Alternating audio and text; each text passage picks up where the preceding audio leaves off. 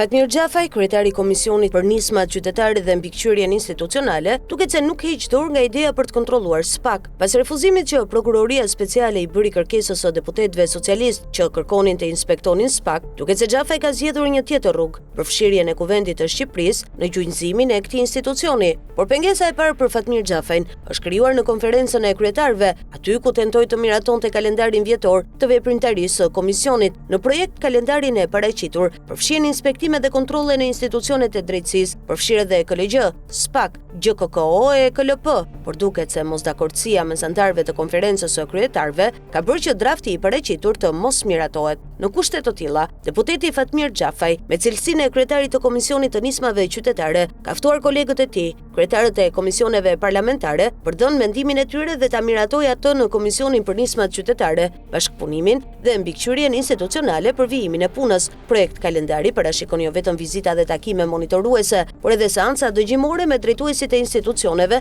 apo tryeza të përbashkëta. Në draftin që nuk mori konsensusin e anëtarëve të konferencës së kryetarëve, përfshihen të gjitha institucionet që duket se janë thjesht për kamuflim për të mbuluar qëllimin kryesor, monitorimin e institucioneve të drejtësisë, veçanërisht SPAK-un. Nuk dihet se çfarë qëndrimi do të mbajnë 4 kryetarët e komisioneve parlamentare që i përkasin opozitës, por me shumë gjas do të jenë kundër shtrierjes së kontrolleve në institucionet e reja të drejtësisë. Nonsensi në atë çfarë propozohet në projekt kalendarin e Xhafajt, të paktën në rastin e SPAK dhe GKKO-s, është mbivendosja e Kuvendit me 2 institucionet mbikëqyrëse të prokurorisë dhe gjykatës speciale, përkatësisht KLP dhe KLG. Janë këto institucione që referuar mënyrës së organizimit të drejtësisë së re duhet të ushtrojnë kontrolle, qoftë edhe përmes seancave dëgjimore me drejtuesit e SPAK dhe GKKO-s. Xhafaj dhe deputetët e PS-s, antarë të Komisionit për Nismat Qytetare, dërmorën një tur vizitash në disa nga gjykatat e vendit, duke përdorur si argument marrjen e masave për siguri në gjykata, pas ngjarjes së rëndë të ndodhur në gjykatën e Apelit në Tiranë, ku një prej gjyqtarëve u vra në sallën e gjyqit. Me përfundimin e inspektimeve në gjykatat e rretheve gjyqësore, Xhafaj u drejtua me një kërkesë SPAK-ut për të shtrirë kontrollin edhe në prokurorinë speciale,